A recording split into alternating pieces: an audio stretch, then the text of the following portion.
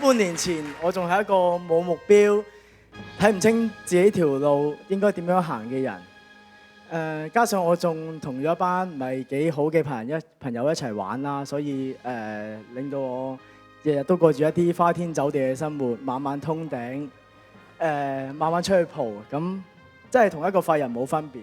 呢個 musical 令我揾翻我嘅目標同埋我自己。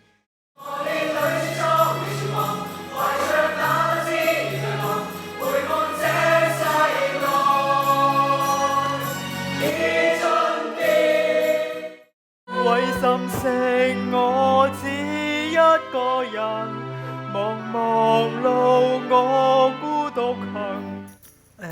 即係可能大家睇我唔出，其實呢，我就係失明嘅。就數翻上年呢，我啲視力呢，就真係慢慢咁樣下降，去到而家呢，幾乎全失明。咁我屋企人就真係為呢件事就真係好難過。佢哋可能好擔心我將來嘅日子唔知點樣走落去啦。咁但係而家我睇唔到，都能夠企喺舞台上面參與呢個演出，咁都好榮幸咯，覺得。灰灰嘅轉影暗淡需要空色，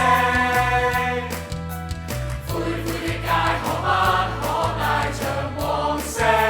這刻回望以前，看到黃色的我。我係一個唔識咩叫集中、咩叫專注嘅人。我係成日都去八卦理人哋嘅嘢，但係其實我未做好自己嘅份內事。你哋嘅鼓勵、你哋嘅教導，令我有自信企喺呢一個舞台度。佢將一個好冇自信嘅怕走仔，改變成今日咁堅定、咁自信企喺度嘅我。因為我哋可能喺成績或者其他方面都表現得唔係咁理想，但係我哋仍然可以喺藝術中閃閃發光，並且震動其他人嘅心弦。環境呢係唔可以局限生命嘅，而係生命去改變環境。當我哋大家真係俾個心出嚟嘅做嘅時候，就知道其實你努力嘅話就有成果。呢個 musical 令我知道咩叫抉擇，咩叫取捨，咩叫管理時間。我哋咁多個一定要把握每一次嘅機會，珍惜每一次嘅機會。多謝大家。